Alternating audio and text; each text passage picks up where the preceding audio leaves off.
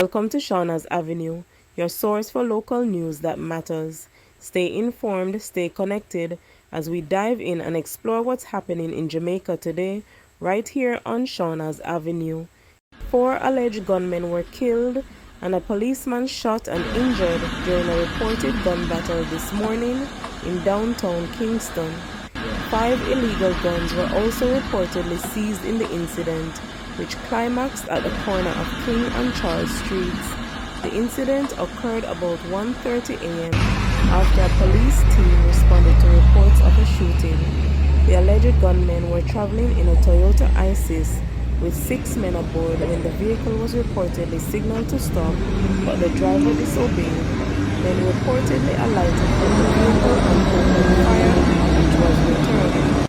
The injured policeman is now hospitalized. Head of the Kingston Central Police Division, Superintendent Beresford Williams, confirmed the quadruple fatal shooting. Jamaica started administering the AstraZeneca vaccine in March 2021. Around that time, the European Medicines Agency EMA announced it was investigating reports of side effects, specifically blood clots, that prompted some European countries to suspend use of the vaccine, but it was still deemed safe.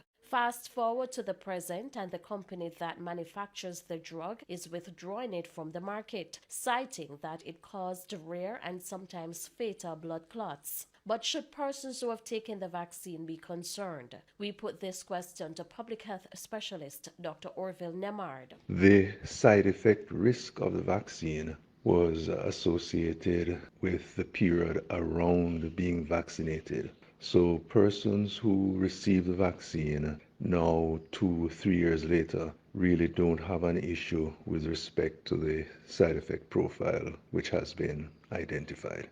Dr. Nemard further explains that the decision to bring any drug to the market would be based on the risk and benefit analysis. It was known then that some 30 to 50% of persons who got severe COVID got thrombosis. That's nearly a half of persons who got COVID disease. The risk of the thrombocytopenic syndrome from the vaccine was that 4 out of maybe 1 million persons would have had this syndrome. So the risk benefit was decidedly in favor of the vaccine. AstraZeneca in its release said with the rise of new coronavirus variants, the demand had shifted to newer updated vaccines. Dr. Nemard says this is not an unusual approach. We're seeing Omicron variants and the daughters thereof as opposed to the original Wuhan strain, the Alpha strain, the Delta strain. That risk benefit has changed such that the risk of the vaccine is perhaps now too close to whatever benefits there may be. So it's entirely in order for a change in approach to the administration of the AstraZeneca. So is this a win for anti-vaxxers? I know the naysayers will feel vindicated in terms of their initial opposition, but the data really was heavily in favor of its use and heavily supported the fact that it reduced hospitalizations and deaths by significant numbers. Of note, the Ministry of Health continues to urge Jamaicans to take the COVID-19 vaccine. The data wasn't readily available about the current take-up rate. We also sought a comment from Health Minister Dr. Christopher Tufton about the withdrawal of AstraZeneca, but he said he will have to first consult with his clinical team. Residents who have set up an informal settlement on government lands in Cooper's Pen, Trelawney, have been served notices to demolish the dwellings and relocate. Superintendent in charge of the Trelawney Police, Winston Milton, told the news that the occupiers were mainly employed during the construction phase of the Rio Palace Aquarel Hotel. During the construction, 700 people from across Jamaica were employed. Now that the hotel is opened, these construction workers must seek permanent homes or go back to their original place of residence, Milton said. Milton said there are also concerns about sanitary conditions in the area, with the Trelawney Municipal Corporation and the Trelawney Health Department also involved in the move to have the residents relocate. The police is very aware of what can happen if left to grow. From our experience, criminality increases in informal settlements. We are appealing to these persons to remove or face having their buildings demolished, he said. Sister of the youngest of the 4 men killed in an alleged gun battle with police along Orange Street this morning says she warned him numerous times about his associates. Crystal Hudson spoke with the news when she went to identify his body. Crystal knew her brother was not on the straight and narrow way, but was no less traumatized when she turned up at the Tranquility Funeral Home to identify his body. She shared he agreed to conduct some business for her today after a long talk about 8 o'clock last night. Included in their chat was the life he was living.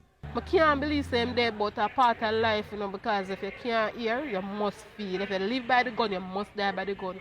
I'm tired to talk to him. So you knew that he was handling gun, or you suspected? Suspected, yeah. Mm-hmm. Crystal says her brother's schooling stopped at the primary level. You stop going to school, you need to go Clancarty primary, that's the last school, you need to go the school out there in them and town. You stop go high school, you never finish, you never go to school. So his last school was Clancarty primary or high? Primary. She says their family lived at the old Jamaica Public Service Company building at 151 Orange Street, but when her mother relocated, she moved without him. She left him behind and make him a fan for himself from him at 14. My brother there on him one. From him at 14. When we put him up, when he live with my sister, he come out, he don't want to live with nobody, he want to live by himself. So make him stay who can hear, as I said, we feel. He take up some set of company with me that talk about, and he never want to really hear when me I talk to him, because he say, oh, I'm the one that talk too much. Oh, you're the one that go to church, you know, well, like you know too much about this and you know about that. Yeah, because I'm a girl that I'm a church girl. So, you know, when them say I got church, I'm going to say you know too much. So me da like warn him, I say, come now, this time for come to church, I'll invite him, and I one time alone him even come to church with me. Crystal says she believes if her brother had proper guidance, he would not have ended up living the life he did. Police have launched a probe after a farmer was found dead in a pig pen at Fish River Road in Logwood, District, Hanover on Tuesday.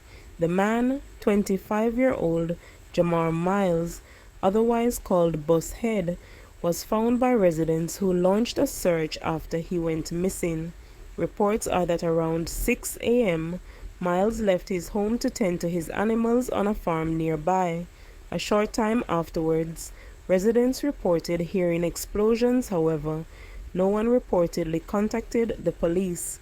Calls made to Miles's cell phone by his girlfriend, who became concerned when he did not return home at his usual time, went to voicemail. Around 1 p.m., police said concerned residents made checks at Miles's pig farm and discovered his body lying face down inside one of his pig pens. The residents summoned the police, who found Miles in a pool of blood clad in a white t-shirt, blue jeans shorts, and a pair of water boots. He had what appeared to be multiple gunshot injuries to his torso. Lawmen subsequently took Miles to the Noel Holmes Hospital, where doctors pronounced him dead. More than 15 spent casings were retrieved from the scene. No motive has yet been established for the killing, the police said.